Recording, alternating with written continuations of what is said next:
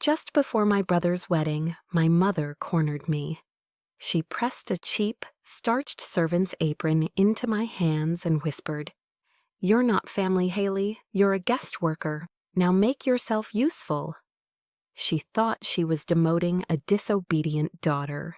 She had no idea she was speaking to a 2-star general, and the secret owner of the very ground she stood on. Her eviction notice was already drafted. My name is Major General Haley Whitman. I am 37 years old, and I was driving home. The wheels of my Ford Explorer whispered over the asphalt, carrying me through the perfectly manicured streets of McLean, Virginia. It was autumn, and the old maples formed a canopy of gold and crimson, a beautiful, fiery ceiling over a world that had long ceased to feel like my own. Each turn was familiar, yet foreign. After years in the dust of Afghanistan and the sterile corridors of the Pentagon, this suburban opulence felt like a foreign country. Then the house came into view. It stood as it always had, an imposing colonial revival mansion, its white columns gleaming in the afternoon sun, its perfect lawn a carpet of emerald green. The white picket fence, meant to look welcoming, always felt more like a barrier to me, a line separating their world from mine. I parked, killed the engine, and took a breath. The silence in the car was a comfortable friend. The silence I was about to walk into would be a weapon. I used my own key to let myself in. The air inside was cool and still, smelling faintly of lemon polish and money. No one called out a greeting. My eyes went immediately to the grand foyer wall, to the space where a photograph of me, ramrod straight and beaming with pride on my West Point graduation day, used to hang. It was gone. In its place hung a massive, oil-painted portrait of my mother, Eleanor, and my younger brother, Liam. They were posed at some charity gala, my mother draped in silk, my brother in a tailored tuxedo, their smiles radiating a practiced, effortless success. I had been erased. Eleanor emerged from the living room, a glass of pale gold Chardonnay in her hand. She was with a woman in a severe black pantsuit, the wedding planner, I presumed. My mother's eyes, the same blue as my own but colder, swept over me from head to toe. Her gaze lingered on my simple jeans and sweater, a silent, thorough assessment that found me lacking. Then she spoke, her voice loud enough for the planner to hear, a performance of casual dismissal. "Haley, your room is upstairs next to the storage room. You can get your own towels from the linen closet." She turned away without another word, resuming her conversation about floral arrangements, as if I were a delivery person who had just dropped off a package. I stood there for a moment in the marble-floored entryway, a ghost in the house I grew up in. That evening, the performance continued, the house filled with the low murmur of power, the sound of my mother's inner circle. They were a curated collection of Washington, D.C.'s elite, politicians, lobbyists, and business titans, all sipping my mother's expensive wine and trading influence. I tried to make conversation, to find some neutral territory, but I felt like an anthropologist studying a strange alien tribe. That's when Eleanor approached me, her smile fixed and brilliant, a politician's weapon. She pressed something crisp and white into my hand. An apron. "Haley, darling," she said, her voice a sweet, poisonous melody. "You're not familiar with most of the people here, I know. How about you help the staff with the hors d'oeuvres? You're used to serving, after all, aren't you?" The words hung in the air, a public indictment. A few of the nearby guests offered stifled, polite chuckles. I glanced over at Liam. He stood talking to a senator, and upon hearing our mother's words, he simply shrugged, a small, dismissive gesture. before turning back to his conversation about his latest architectural project. He was an accomplice in his indifference. A hot flush of shame crept up my neck, burning my face. In that moment, I wasn't a major general in the United States Army. The 2 stars on my shoulders, earned through sweat, blood, and sleepless nights, felt like they had been stripped away. I was just a helper, a prop, an inconvenience in a pristine white apron. The final cut came a few minutes later. A woman with a kind face, one of Eleanor's friends from a charity board, asked me what I did for a living. Before I could form a reply, Eleanor swooped in, placing a proprietary hand on my arm. "Oh, she has some sort of administrative job for the government," my mother announced brightly, as if discussing a mildly interesting hobby. "Very stable, but a bit dry." Administrative. The word was a calculated insult, designed to sandpaper my career down to something small, boring, and unimpressive. The feeling of being erased was now complete. My throat tightened, the air suddenly thick and hard to breathe. I was invisible, a servant whose only purpose was to not get in the way of the real family. I didn't say a word. I simply nodded to the kind woman, extricated myself from my mother's grasp, and walked away from the glittering party. My steps were steady as I moved through the house and into the quiet sanctuary of the kitchen. The sounds of laughter and clinking glasses faded behind me.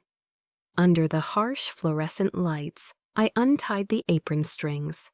I held the starchy white fabric in my hand for a second, then let it drop into the stainless steel trash can, right on top of a pile of discarded lemon peels. It wasn't an act of anger, it was a silent declaration of war. Sleep did not come easily that night. In the sterile silence of the guest room, the room next to the storage room, the image of the white apron falling into the trash replayed in my mind. It was a clean, sharp memory, but it was muddled by a single echoing question that had haunted me for 2 decades. "Why, Mom? Why do you hate what I am so much?" There was only one place I could go to even begin to find an answer.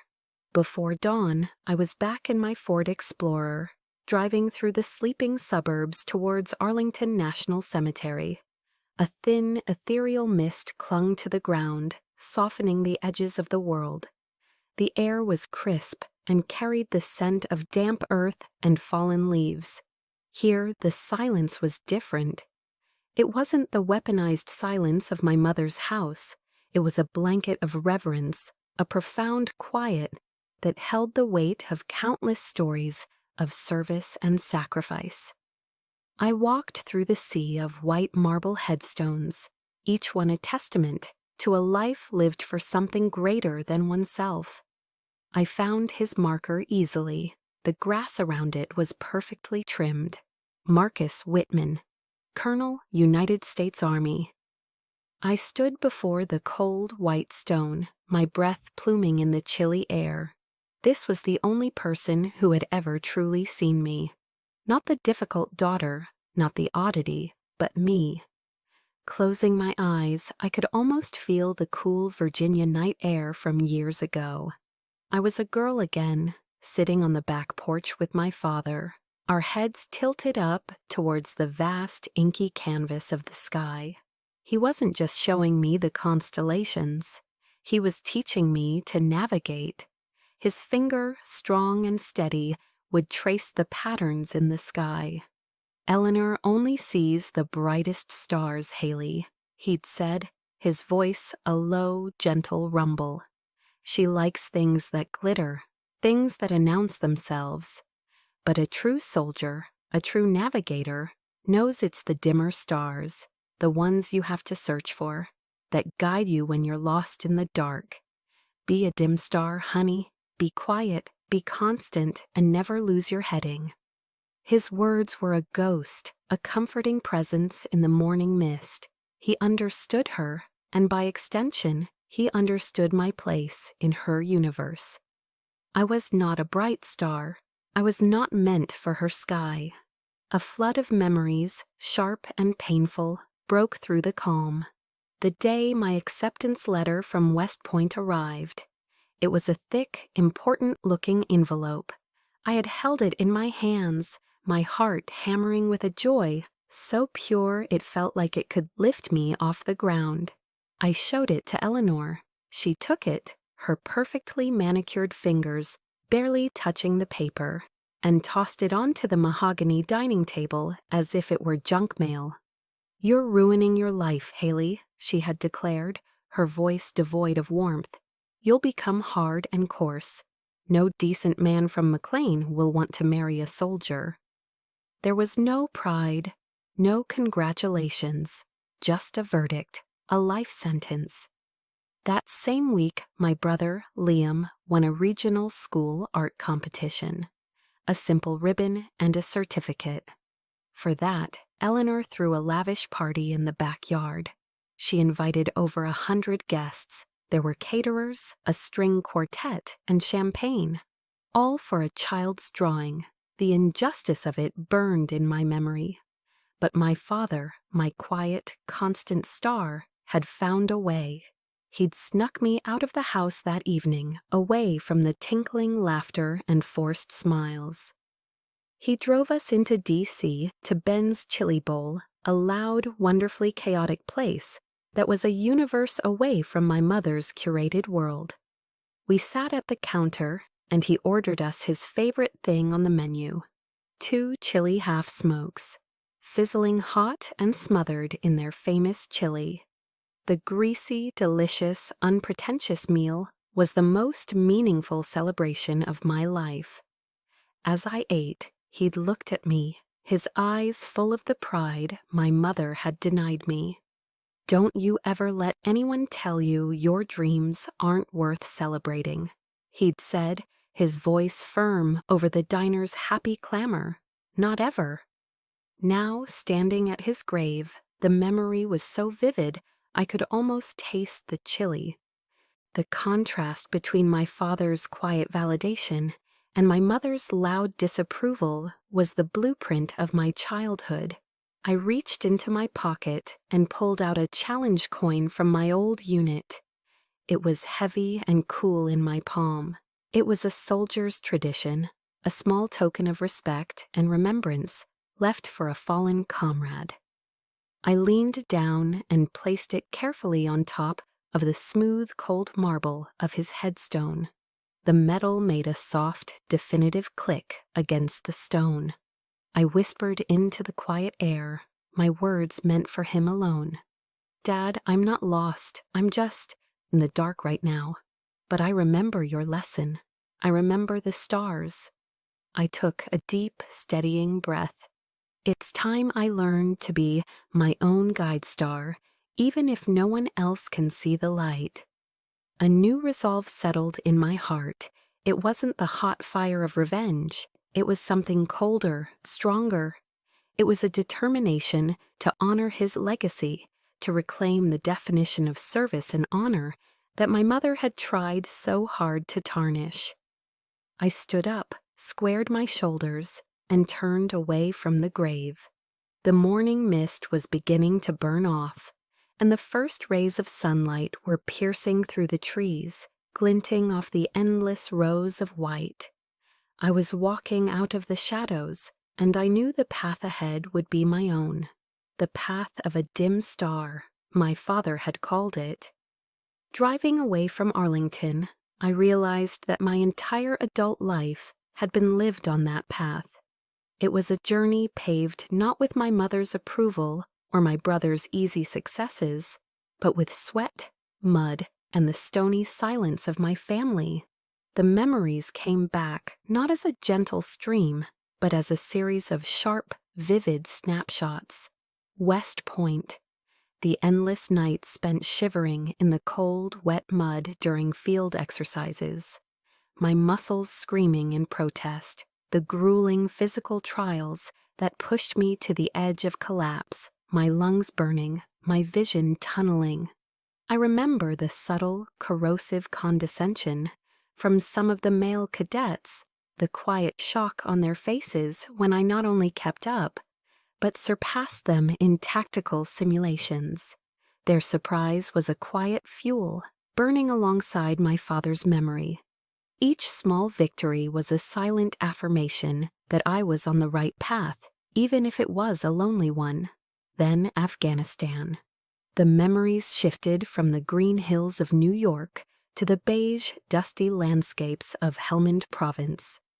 I was a young first lieutenant then, leading a patrol through a remote village.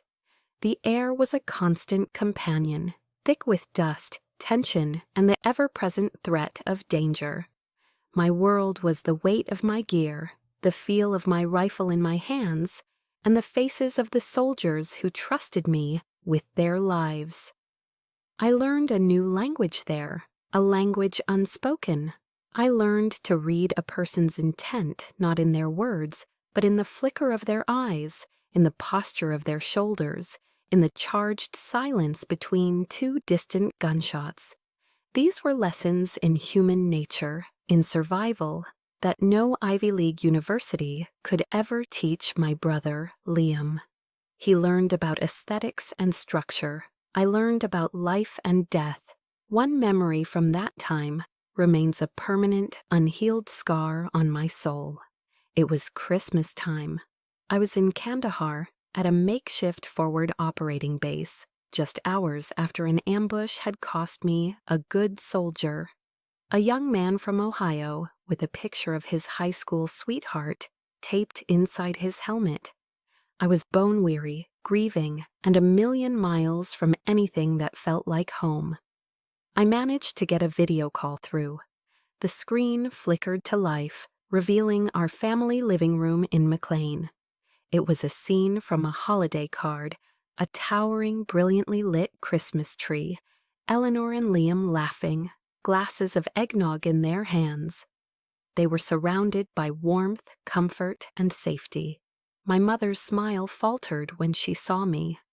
My face was caked in grime, my eyes hollow with exhaustion. She sighed, a sound of faint annoyance. "Oh goodness, Haley, you look dreadful. Are you eating properly?" That was her first question. Not, "Are you safe?" Not, "Are you okay?" Liam leaned into the frame, his face beaming. "Hey sis, Mom just got me a new BMW for my promotion." The words struck me with physical force. A new car. A man I considered a brother was dead, and my own brother was celebrating a luxury vehicle. No one asked about the firefight. No one asked about my men. Suddenly, a siren blared on my end, the unmistakable sound of an incoming rocket attack. I had to go. The last thing I heard before I cut the connection was my mother's voice, turning to Liam, completely unfazed. "Come on, let's go pick out your outfit for the golf club party." The screen went black, leaving me in the deafening roar of the siren and an even more deafening silence in my heart. Now, years later, I sat in the anonymous comfort of a Starbucks not far from that very house. The smell of roasted coffee beans and pastries was a world away from the dust of Kandahar. I had my encrypted government laptop open, the quiet hum of its fan a familiar sound. I scrolled through my inbox, a digital testament to the life my family refused to see. There was an email with an official invitation to be a keynote speaker at an international security conference in London. Another was a commendation from the Pentagon on an intelligence brief I had authored, a brief that had directly influenced national policy. My work had weight, it had meaning, it was recognized at the highest levels. I took a sip of my black coffee. A bitter smile touched my lips. The world saw me as a general, a strategist, a leader. I was respected by my peers and trusted by my superiors. But in the magnificent colonial house, just a few miles down the road, I was still the girl who wasn't good enough, the one who wasn't worth a celebration, the one who was best suited to wear an apron and serve the real guests. The world saw a general, but my family saw a ghost, a useful but ultimately invisible one. I was still sitting in that Starbucks, the bitter smile lingering on my lips as I stared at the commendation from the Pentagon on my laptop screen. The world saw me, but my family didn't. The familiar ache of that truth was settling in when a new email popped into my inbox.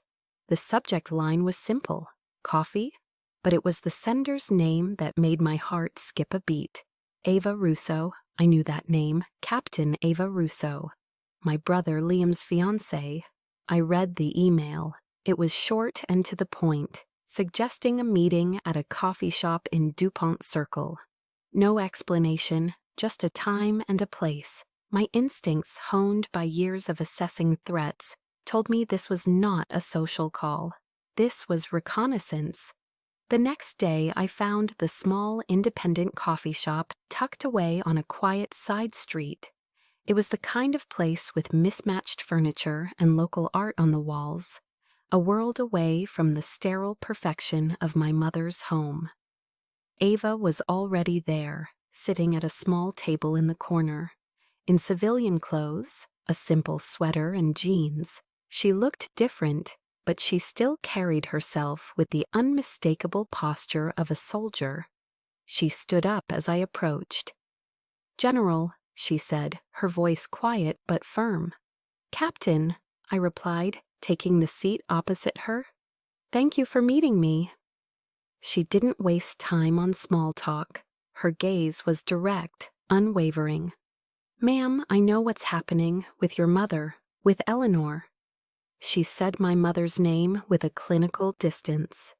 "She's always been like this. I need you to know that I'm not part of it." I just listened, my expression neutral. She continued, leaning forward slightly. "A year ago, after Liam started boasting about his family's success, I ran a background check on you, a professional verification. I know who you are, General. I served under your command in Kandahar. You pulled my unit out of an ambush in the Arghandab Valley. You saved my life." A jolt went through me. I remembered the firefight, but in the chaos of command, individual faces often blurred. To her, it was the day she lived. To me, it was a Tuesday. For the first time, I saw not my brother's fiancé, but a fellow soldier. A deep, unexpected warmth spread through my chest, a feeling I hadn't realized I'd been starving for.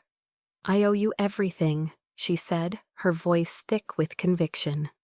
"So whatever you need, whenever you need it, I'm your soldier, on any battlefield. And that includes this one." The sincerity in her eyes was a balm on a wound I didn't even know was still open. For the first time in a long time, I wasn't alone in the foxhole. Ava had one more piece of intelligence. "There's someone you need to see," she said, sliding a piece of paper across the table. It had a name and an address in Alexandria. "Dr. Maya Singh. She's retired now, but she knows your mother, and she's a friend." The next day, I drove to the address. It was a discreet brownstone office. The plaque on the door simply said, "M. Singh, Consultant." Inside, it was nothing like a therapist's office. There were no soft couches or inspirational posters. It was a war room. Maps of various global hotspots were pinned to one wall. A large whiteboard, covered in complex diagrams and notes, dominated another. A powerful-looking woman with sharp, intelligent eyes and silver-streaked black hair rose from behind a large desk. This was Dr. Maya Singh. She was an American woman of Indian descent, but she moved with the calm authority of someone who had spent a lifetime navigating the corridors of power in D.C. She had been a top strategist for the Defense Intelligence Agency. "General Whitman," she said, her voice warm but businesslike. Ava called ahead. "Please, sit. Tea?" As she poured 2 cups of Earl Grey, she got straight to the point. I've known Eleanor Whitman for 30 years, from various boards and committees. I've watched her operate. Maya looked me directly in the eye. This isn't just a family squabble, Haley. Your mother isn't just attacking your feelings. She's conducting a systematic campaign of information warfare to erase your identity and seize your father's legacy. And we are going to fight back with the same weapons, truth and precision. The word "we" resonated in the quiet room. Maya opened a desk drawer and placed 2 small items on the polished wood between us. A digital voice recorder, no bigger than a tube of lipstick, and a black encrypted USB drive. Your mother operates on manipulation and lies spoken in private, Maya said, her voice steel. From now on, you gather intelligence, record everything, document everything. We are building a case, your case. That evening, the 3 of us met in Maya's war room. A major general, a captain, and a retired DIA strategist, a chosen family forged in shared purpose. There were no tears, no emotional hand-wringing. We talked tactics. Ava, using her access, pulled up the floor plans and security system schematics for the wedding venue. Maya started outlining a timeline, identifying key players on the guest list, journalists, politicians, influential figures who could turn the tide. I provided the ground truth, the history of my mother's actions, the psychological profile of my opponent. For the first time, I felt the tide beginning to turn. The lonely path of the dim star was no longer a solo mission. A new constellation was forming. We were drawing up a battle plan to dismantle Eleanor Whitman's empire. Not with anger, but with cold, hard facts. It was a campaign fueled by military precision, intelligence expertise, and the unshakable loyalty of soldiers. The fight for my father's legacy and my own had begun. 2 days after our strategy session in Maya's war room, my mother called. Her voice over the phone was unnaturally warm, a tone I hadn't heard directed at me since I was a child. She wanted to have dinner, just the 2 of us, a chance to reconnect before the wedding madness. My internal alarms blared. This was a tactical move, but Maya's words echoed in my mind. Gather intelligence. This was my first opportunity. I'd like that, I said, my own voice carefully neutral. Before leaving my temporary apartment, I took out the small, sleek voice recorder Maya had given me. With a quiet click, I activated it and slipped it into my clutch. I was no longer just a daughter going to dinner. I was an operative heading into hostile territory. Eleanor had chosen the Inn at Little Washington. It was a legendary 3 Michelin star restaurant, nestled in the Virginia countryside, a place of extreme luxury and hushed tones. It was also incredibly public, a favorite haunt of senators and CEOs. A strategic choice. She knew I wouldn't make a scene there. The entire evening was a carefully constructed stage. She was already seated when I arrived, looking impeccable in a silk dress, a single strand of pearls at her throat. She smiled, a dazzling public relations smile that didn't reach her eyes. "Haley, darling, you look, well," she said, her gaze flicking over my simple black dress, a subtle judgment in the pause. The meal was a masterpiece of culinary art. Dish after dish arrived, each one a tiny, exquisite sculpture on a plate.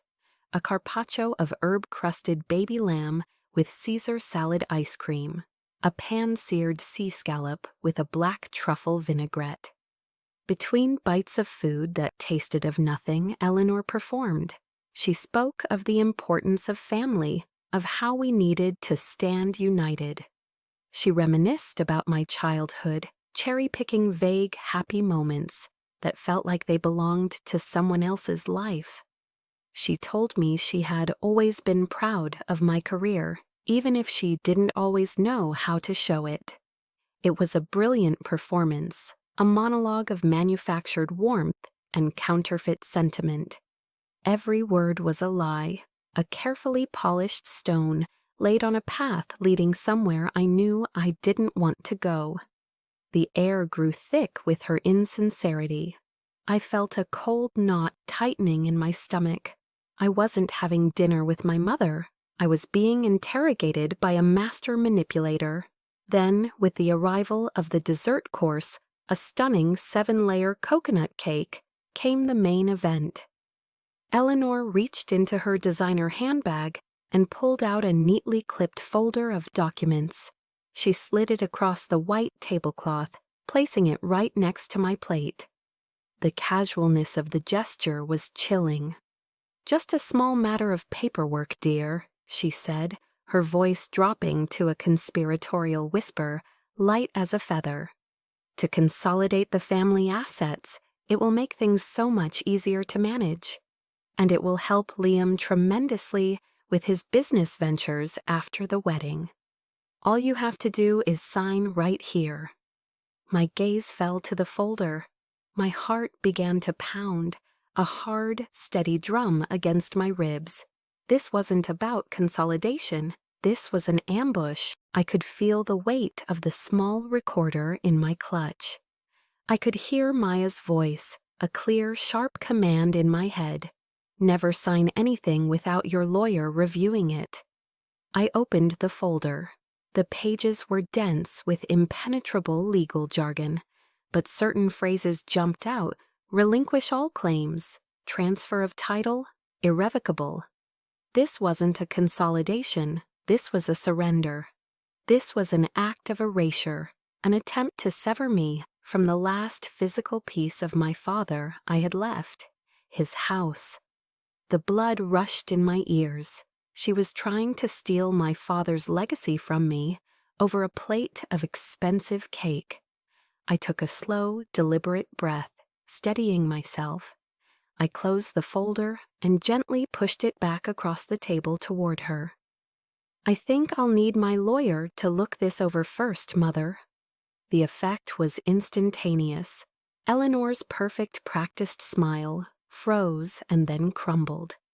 Her eyes, which had been feigning warmth all evening, turned to chips of ice. The mask was off. "A lawyer?" she hissed, her voice low and venomous, a stark contrast to the elegant surroundings. "Haley, we are family. Don't you trust your own mother?" The classic manipulation. The appeal to a bond she herself had spent a lifetime destroying. "This is a simple family matter. Don't be difficult and complicated. Just sign it." Her hand darted out, her fingers pressing down on the folder, an order disguised as a suggestion. I looked at her hand, then back up at her face, contorted now with a barely concealed fury. For the first time, I didn't feel hurt or shame. I felt a cold, clear-eyed clarity. The game was revealed. I stood up slowly, my movements calm and measured. I took $100 bill from my clutch and placed it on the table, more than enough to cover my share and the tip. "I'll have my lawyer send it back to you once he's reviewed it," I said, my voice even and steady. Then I turned and walked away. I didn't look back. I could feel her enraged stare burning into my back. As I crossed the dining room, my heels clicking softly on the polished floor. The hushed conversations of the other diners, the clinking of silverware, the entire bubble of manufactured civility faded away. As I stepped out into the cool night air, I knew one thing for certain. The battle had officially begun, and I had just fired the first shot. The moment I stepped back into my temporary apartment after the dinner with Eleanor, I acted. There was no time for hesitation. My hands were steady as I took out my phone, laid the legal documents flat on the coffee table, and photographed each page. I sent the images to Maya in a secure message with a simple heading: "Tonight's dinner conversation."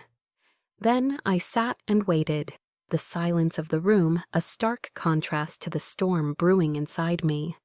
The audio file from the recorder was already uploading to our shared encrypted drive. A few hours later, my phone rang. It was Maya. Her voice, usually so calm and strategic, was laced with cold fury. "Haley, I've had my legal contact review these photos. This isn't a power of attorney.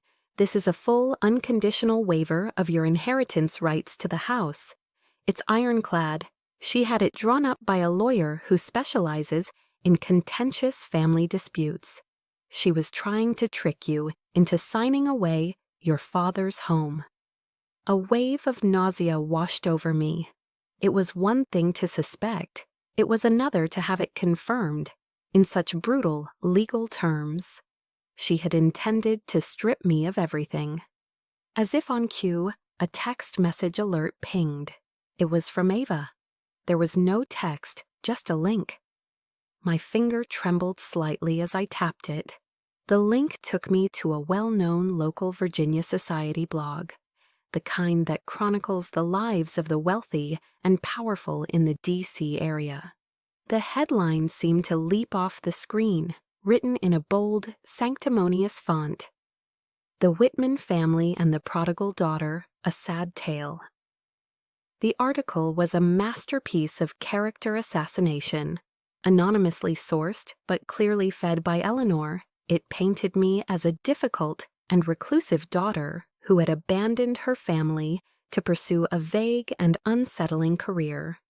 It insinuated, with practiced insidiousness, that my time in the military had left me with psychological issues, making me unstable and prone to jealousy over my brother's impending marriage. It claimed I was actively trying to cause trouble for his wedding. But the worst part, the part that made the blood freeze in my veins, was the picture. They had found an old photo of me, taken right after a grueling 72-hour mission in a combat zone. I was exhausted, my face smudged with dirt, my eyes hollow. They had cropped it, enlarged it, and used it to illustrate their narrative of the unhinged veteran. It was a violation so profound, so personal, it stole the air from my lungs. They didn't just want to disinherit me. They wanted to utterly destroy me, to discredit me so completely that no one would ever listen to a word I said. My service, my sacrifices, the very things that had defined my life, they were twisting them into weapons to be used against me. I dropped the phone on the couch as if it were on fire. I sank into the darkness of the unlit living room, the city lights twinkling mockingly outside my window. For a moment, I felt the crushing weight of it all. The lies, the betrayal, the sheer calculated cruelty. I felt the floor give way beneath me, and then I remembered. My father's voice, talking about the dim stars. Maya's voice, telling me to fight back with truth. Ava's voice, pledging her loyalty. I was not alone in the dark. I reached for my laptop, my movements stiff at first, then more certain. I opened the web browser and typed Brené Brown, The Man in the Arena, into the search bar. I clicked on the video of her Netflix special, The Call to Courage, and fast-forwarded to the part I needed to hear. Her voice filled the silent room, strong and clear, quoting Theodore Roosevelt's timeless words. "It is not the critic who counts, not the man who points out how the strong man stumbles. The credit belongs to the man who is actually in the arena, whose face is marred by dust and sweat and blood, who at the best knows in the end the triumph of high achievement, and who at the worst, if he fails, at least fails while daring greatly." I closed my eyes, letting the words wash over me. The critics, Eleanor, Liam, their soulless friends, the faceless blogger. They were all just critics. They were spectators sitting in the cheap seats of the arena, comfortable and safe, casting judgment on a game they were too cowardly to play. But me, I had always been in the arena. My face had been marred by the dust of Afghanistan. My hands knew the grit and the grime of the fight. I had stumbled, I had bled, and I had dared greatly. I opened my eyes. The fear was gone, the hurt was gone. All that remained was a cold, hard, crystalline clarity. The path forward was illuminated. They had pushed me out of the family, and in doing so, they had pushed me right back into the one place I truly belonged, the battlefield. And I'm sure some of you listening know exactly what that moment feels like. The moment the pain stops and the purpose begins. I picked up my phone. My hand was rock steady now. I dialed Maya's number. She answered on the first ring. "Activate everything," I said, my voice low and devoid of any emotion except for pure, unadulterated resolve. "It's time to enter my arena." My final words to Maya on the phone, "It's time to enter my arena," were not a plea. They were an executive order. The response was immediate. The next 48 hours were a blur of focused, relentless preparation. Maya's quiet office in Alexandria transformed into a full-fledged command center. The whiteboard, once covered in abstract diagrams, was now a meticulously detailed battle plan. A floor plan of the hotel ballroom was pinned in the center, marked with ingress and egress routes, camera blind spots, and optimal lines of sight. Ava, leveraging her technical skills, had procured schematics of the venue's AV system, giving us control over every microphone and projector screen in the room. We operated with the quiet efficiency of a seasoned military unit.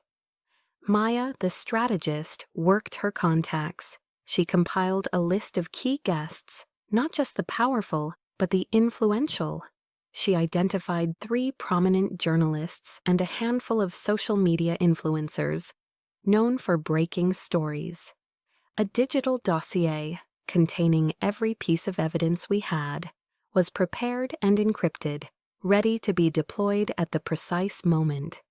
Maya had already briefed a trusted investigative reporter from a major national newspaper, priming him to expect a package at H hour. Ava was my intelligence officer. She monitored online chatter, tracking the spread of the hit piece Eleanor had planted. She created a detailed timeline of events for the wedding ceremony, predicting choke points and moments of opportunity. There was no emotion, only data.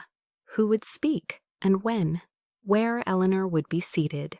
The exact moment the ceremony would transition to the reception. Every detail was a potential advantage. My role was command. I made the call that would secure our most critical asset. Using a secure line, I contacted General Alistair Vance, my former commanding officer and mentor, now a 4-star general at the Pentagon. I didn't complain or offer emotional backstory. I presented the situation like a field report, a concise, factual briefing on a campaign of misinformation targeting a senior officer. "Sir, I require 2 assets," I said, my voice steady. The unredacted after-action report for Operation Desert Aegis, and a formal video confirmation of my service record and decorations from the Pentagon. There was a pause on the other end of the line, a silence heavy with contemplation. General Vance was a man of few words, but immense integrity. I knew he understood the unspoken context. "The files will be on a secure server for you within the hour, Major General," he finally said, his voice like gravel and steel.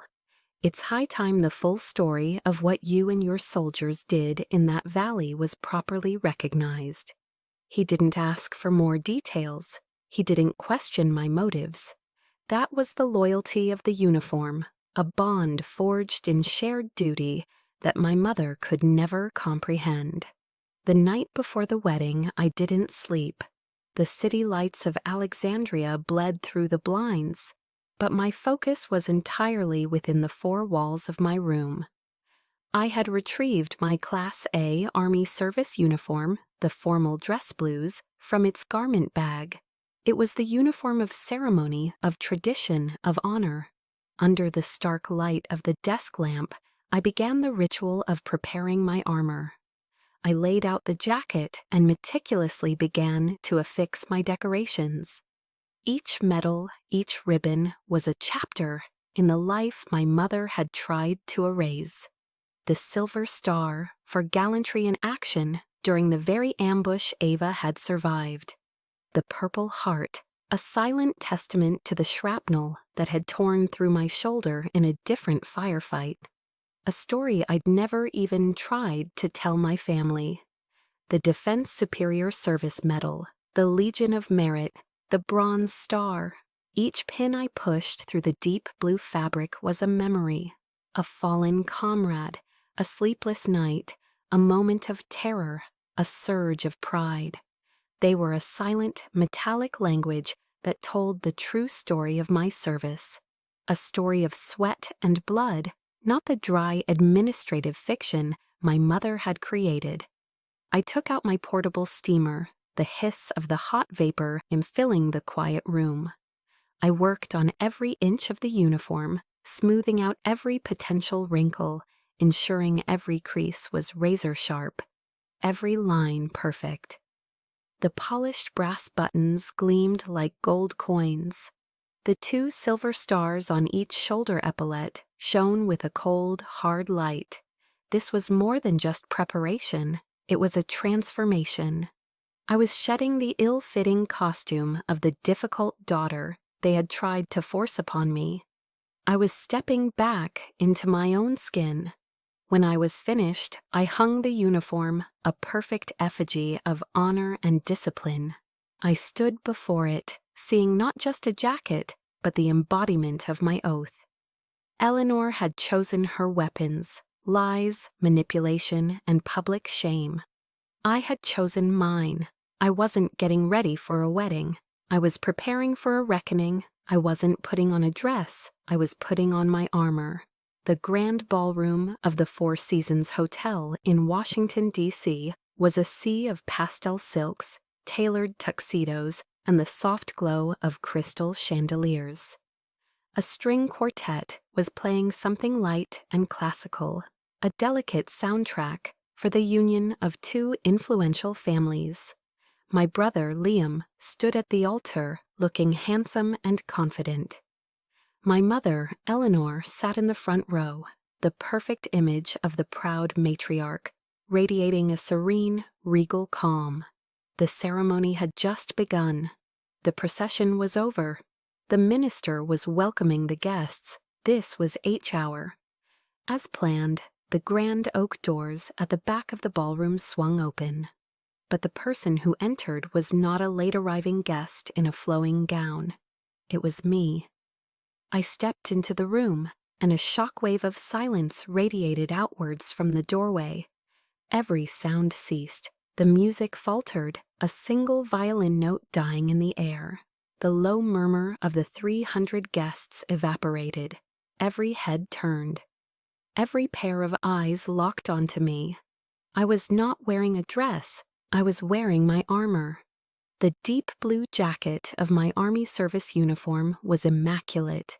The brass buttons gleamed, and the rows of ribbons on my chest were a vibrant testament to a life they had tried to deny. The 2 silver stars of a major general on each shoulder seemed to catch and hold the light of the chandeliers. I saw my mother's face. Her serene smile froze, then cracked like fine china dropped on a marble floor. The color drained from her cheeks, leaving behind a pasty chalk-white mask of horror. Beside her, Liam's jaw went slack, his confident posture crumbled, and he stared at me, his eyes wide with disbelief and dawning panic. I ignored them all. With my back straight and my gaze fixed forward, I walked with a calm, measured pace down the long aisle. I didn't stop at the front. I found an empty chair in the last row, sat down, and folded my hands in my lap, becoming a quiet, formidable presence at the back of their perfect party. The ceremony sputtered back to life, but the atmosphere had irrevocably changed. The air was thick with tension and whispered questions. The minister, flustered, rushed through the vows. When he reached the classic line, "If anyone has any objection to this union, speak now or forever hold your peace," an electric silence filled the room. No one spoke. The real objection was not to the marriage, but to the lies it was built upon. Finally, it was time for the family remarks. Eleanor, looking shaken, began to rise from her seat to deliver what I was sure would be a polished, pre-written speech. But she was too late. Someone else was already moving toward the microphone. It was the bride. Captain Ava Russo, a vision in an elegant white gown, stepped to the lectern. She looked breathtaking, but her expression was one of solemn purpose. She did not look at her groom. She did not look at the audience. She turned her body slightly, directing her attention to the last row, to me. The room held its breath. "Before I begin my new life," Ava said, her voice clear and strong, amplified by the microphone, "I must first honor the person who gave me the chance to have this life at all." She straightened her shoulders. In her beautiful wedding dress, she drew herself up to a position of attention, and then, in a gesture of profound respect and loyalty, she raised her hand to her brow in a sharp, perfect military salute. "To Major General Haley Whitman," she declared. A collective gasp swept through the ballroom. The title, spoken with such reverence, hung in the air like a detonation. Major General.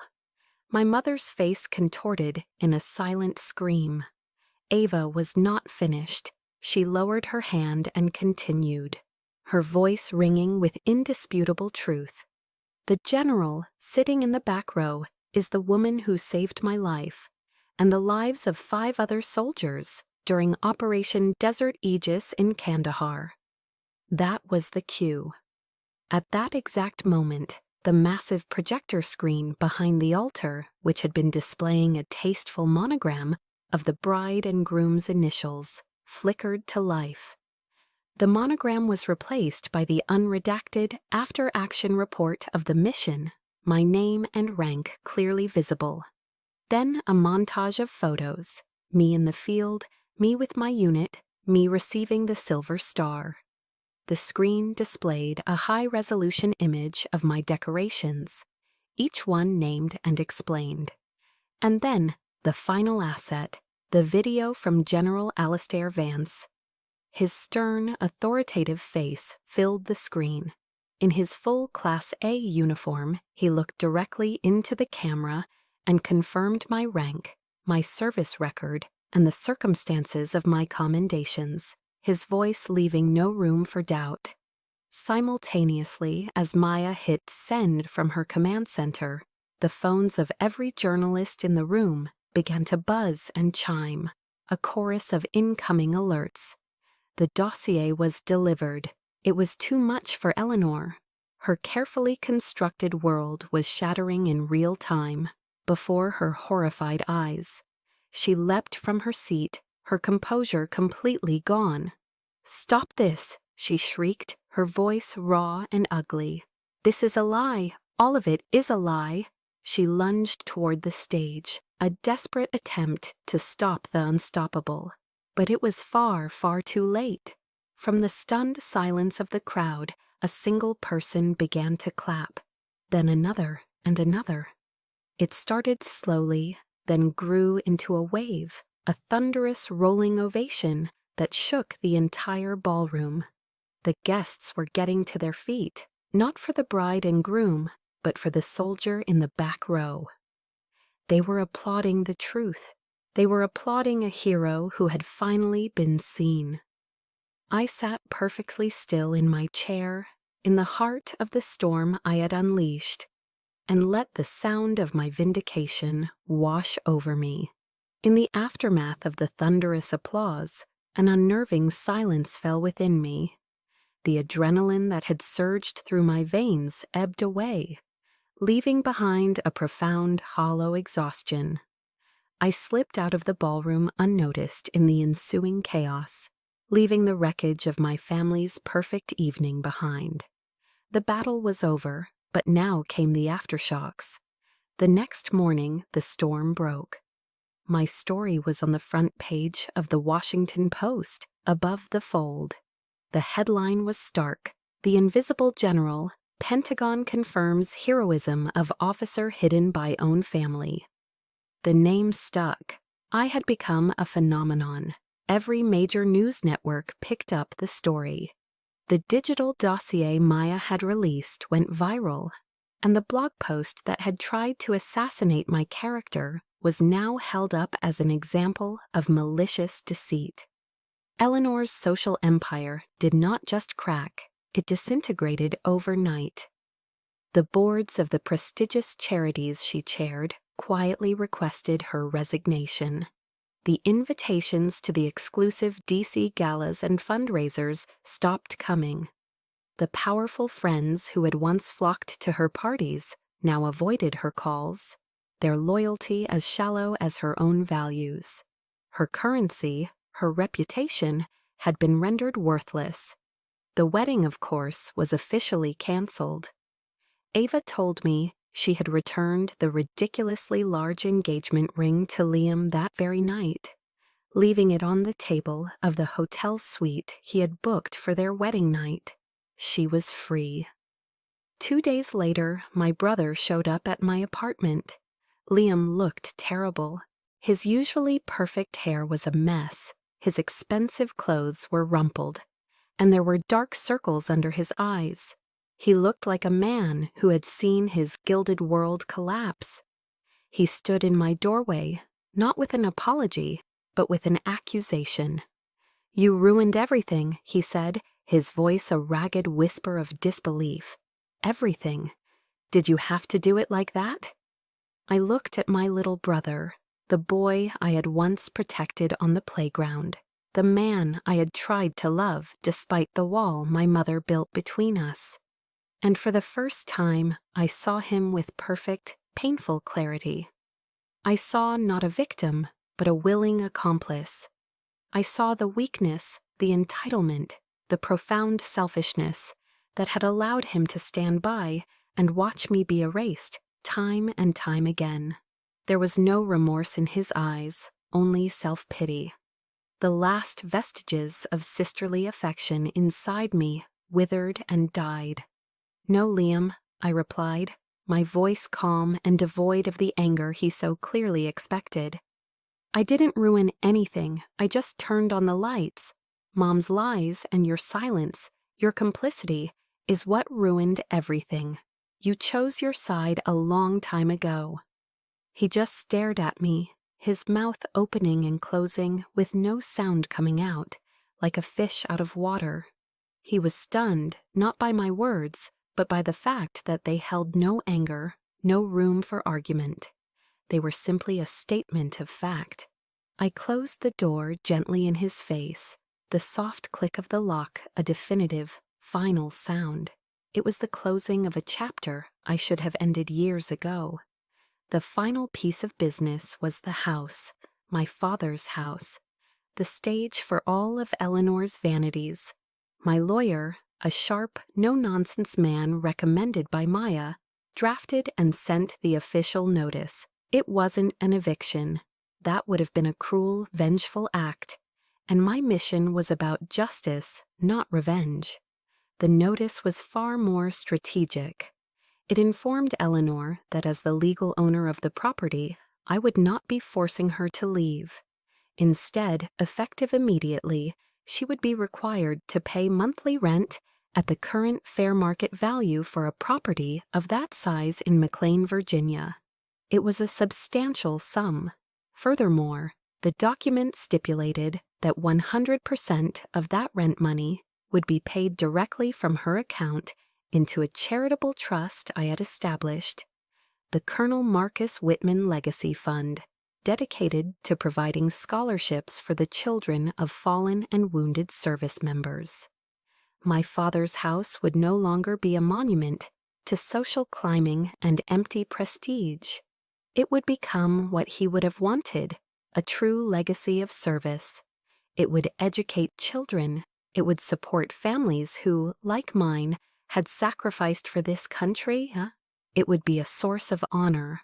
My mother could continue to live in her palace, but now it would be a gilded cage, a constant monthly reminder of her defeat. She would be funding the very values she had spent her life despising. I had drawn my new boundary. It wasn't built of bricks and mortar, or of anger and resentment. It was built of truth, of justice, and of the law. It was a wall she could never tear down. Standing there in my quiet apartment, I finally understood what a true inheritance was. It wasn't a house, it was the strength to protect what you hold sacred. The storm passed, the news cycle moved on, and in the quiet aftermath, I began to understand the nature of peace. It wasn't the absence of conflict, but the presence of a quiet, internal alignment. The war for recognition was over because I no longer needed it from the outside world. Several months later, an invitation arrived that felt like a message from my father himself. I was asked to be the keynote speaker at the graduation ceremony for the United States Military Academy at West Point. Standing on that historic rostrum, looking out at the sea of cadets in their crisp gray uniforms, the long gray line, I felt my father's pride swell within me. This was the stage he had dreamed of for me. But as I looked into their young, eager faces, I knew I couldn't talk to them about conventional warfare. They would learn enough about that soon enough. So I spoke about a different kind of combat. "We train you here for the battlefields of the world," I said, my voice steady over the podium. "But I am here to tell you that sometimes the most difficult arena you will ever fight in is the one within your own home. The most courageous act is not always facing enemy fire, but speaking the truth to those who are supposed to love you. Honor is not just a word we embroider on our flags. It is a boundary you must draw to protect your own soul." Looking out at the future leaders of the Army, I felt a sense of peace so profound it was almost startling. I was giving them the map I never had, the one my father had tried to draw for me in the stars. When I returned to my apartment in D.C., an email was waiting for me. It wasn't from the Pentagon or a news agency. It was from a small foundation called Solace for Soldiers' Kids, a scholarship fund I had been quietly financing for years with a portion of my salary. It was my secret legacy, a quiet act of service no one knew about. The email contained a short video file. I clicked play. A young woman appeared on the screen, her face bright with a joy so radiant it was contagious. She was standing in what looked like a college dorm room, a university banner hanging on the wall behind her. "Hi," she began, a little shyly. "My name is Sarah, and my dad was Sergeant David Jensen. He was killed in action in Iraq. I was told this video might get to the anonymous donor who funded my scholarship." She took a breath, her eyes shining with unshed tears. "I just wanted to say, thank you. My whole life people have looked at me with pity. My mom works 2 jobs. College felt like an impossible dream. But you believed in me. Whoever you are, thank you for believing in me when no one else did." The video ended. I sat there in the silence of my apartment, tears streaming down my face. But they weren't tears of sorrow or anger. They were tears of pure, unadulterated contentment. The front page stories, the public applause, the forced surrender of my mother, none of it mattered as much as this. This single, heartfelt thank you from a girl I would never meet. This was it. This was my real legacy. Not the medals on my chest, but the quiet impact I could have on a life unseen and uncredited. I was my father's dim star, and I was finally guiding someone home. I turned to my laptop, the view of the Potomac River, a calm, steady presence outside my window. I opened a new, blank document. I no longer needed to prove anything to anyone. My fight was over, but I realized I had one more mission. I needed to tell this story. Not for fame, not for vindication, but for the other soldiers out there, for the forgotten sons and daughters, for anyone standing alone in their own arena, feeling invisible. My fingers found the keyboard. I typed the first words. They say home is where the heart is, but sometimes you have to leave home to find your heart again. That's my story, and I chose to tell it because I know I'm not the only one who has fought a battle in silence. Maybe your arena wasn't a ballroom, and maybe your critics weren't your family, but we all have our own struggles for recognition. Your story matters too. If my journey has resonated with you, please share your thoughts in the comments below. And if you want to hear more stories about finding strength in the face of adversity, make sure to subscribe to our channel. Thank you for listening. You are not alone.